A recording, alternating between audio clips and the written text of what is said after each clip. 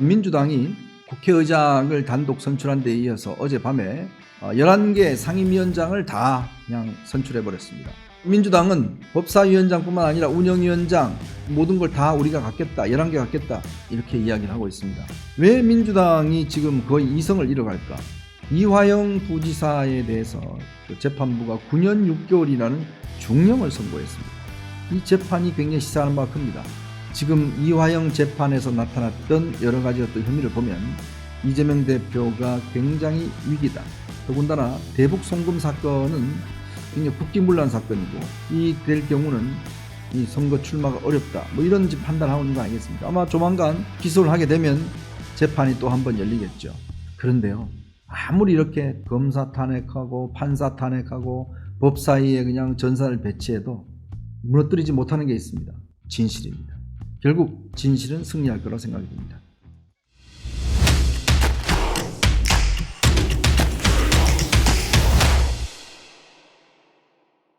네, 지난 2013년도에요. 미국 스탠퍼드 대학교의 프랜시스 후쿠야마 교수라는 분이 있습니다. 이분이 비토크라시라는 말을 처음으로 한번 쓴 적이 있습니다. 비토, 우리가 어떤 반대한다는 의미잖아요. 데모크라시의 데모를 빼고 비토크라시라는 말을 쓴 적이 있습니다. 즉 무조건 반대한다는 거죠. 너 그러면 나 반대, 너 하는 건 나 무조건 반대. 자, 그러니까 국민의 너네들은 7개 먹고 떨어져.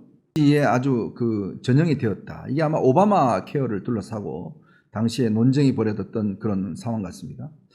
근데 우리 대한민국도 정치도 이 비토크라시가 아주 22대 국회에 접어들면서 지배를 하는 것 같습니다. 자, 우선 민주당이 국회의장을 단독 선출한 데 이어서 어젯밤에 11개 상임위원장을 다 그냥 선출해버렸습니다. 원래는요, 국회가 국회의장이 어떤 정당이 다수당이 맡으면 그 다음에 이제 이 법사위원장은 상원과 같은 역할을 합니다. 법사위원장은 그 다음 정당이 맡는 걸로 되어 있어요. 즉 여야가 번갈아 가면서 어떤 이 균형을 맞추도록 하기 위한 어떤 거죠. 그리고 운영위원장 같은 경우는 주로 여당이 맡도록 그렇게 국회가 87년 헌법 이후에 관례화되어 있습니다. 전통적으로 그렇게 되어 왔었죠. 근데 그게 지금 단순간에 다 무너져 버렸습니다. 그동안 국회가 뭔가 타협과 협상의 정치라는 걸 내걸고 했던 관례, 관습 이런 것들이 지금 이번에 한순간에 다 버려졌습니다. 자, 그래서 민주당은 법사위원장뿐만 아니라 운영위원장, 그다음에 이 모든 걸 다 우리가 갖겠다, 11개 갖겠다. 자, 그러니까 국민의 너네들은 7개 먹고 떨어져. 이렇게 이야기를 하고 있습니다. 자, 21대 국회도 처음 시작될 때는 이렇게 시작됐습니다.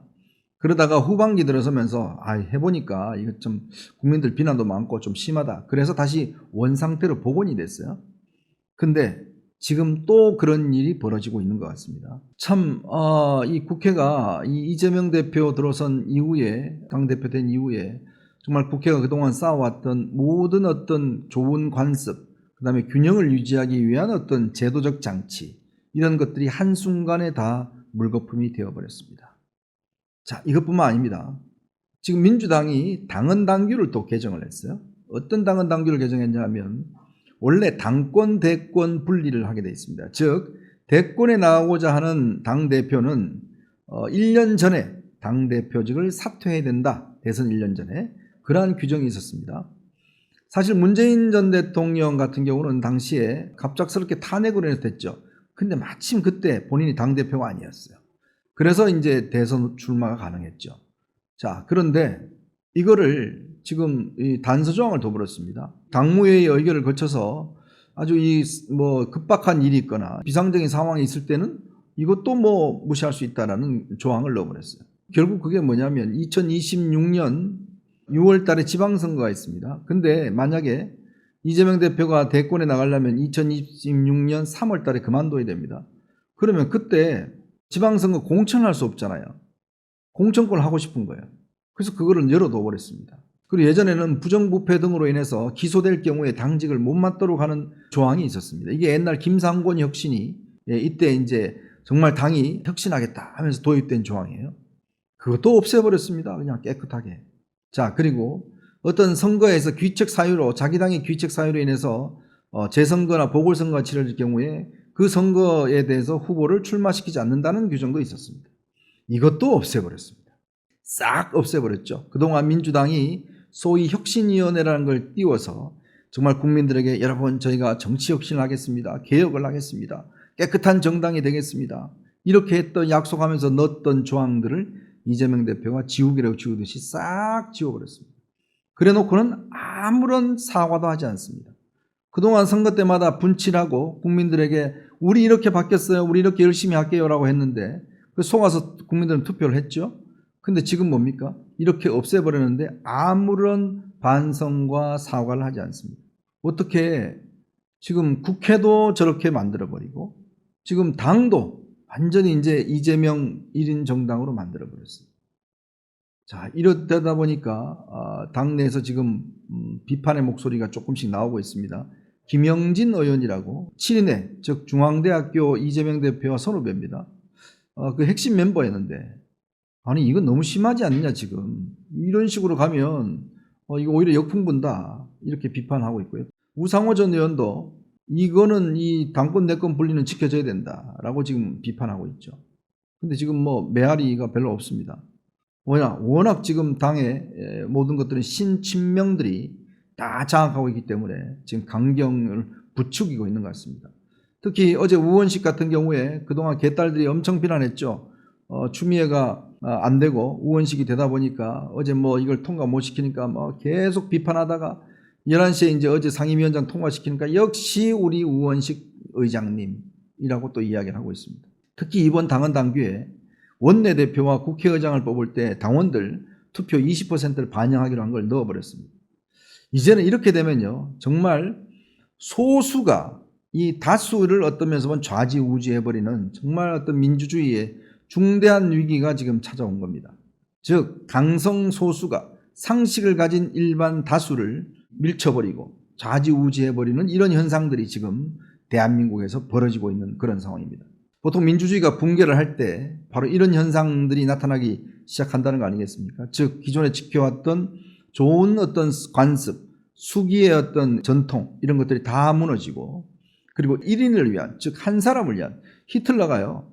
여러분들 히틀러가 뭐 독일에서 뭐 잡기에서 꽤 오랜 시간을 갔죠. 히틀러가 집권하고 히틀러가 장악하는데 딱 6개월 걸렸습니다. 얼마 걸리지 않았어요. 그래서 결국 세계 2차 세대에 일어났습니다. 즉 독재 정권이 어떤 걸 장악하는 데는 그렇게 많은 시간이 필요하지 않습니다. 그리고 여기에 강력한 지지층, 즉 개딸이라고 하는 팬덤이 이걸 뒷받침해주고 있는 상황입니다.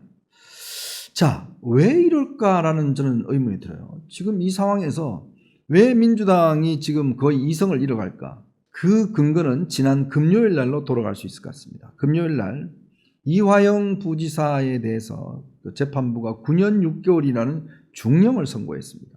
바로 이 재판이 굉장히 시사하는 바가 큽니다. 자, 대장동이나 백현동이나 뭐 이런 것들은 사실은 뭐 내부 비리 뭐 이런 것들이지 않습니까?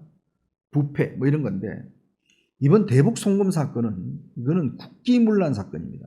왜냐하면 북한에 800만 달러나 되는 돈을 넘겨갔고 그게 이재명 대표 방북을 위한 사례금이었다라는 게 이번 재판부의 판단입니다. 만약 이게 사실로 확정이 될 경우는 이재명 대표 입장에서 보면 거의 국기문란의 어떤 이 죄에 해당할 겁니다. 즉 적을 도와서 우리를 위협하게 되는 이 북한에 간 800만 불이 어디에 쓰였겠습니까?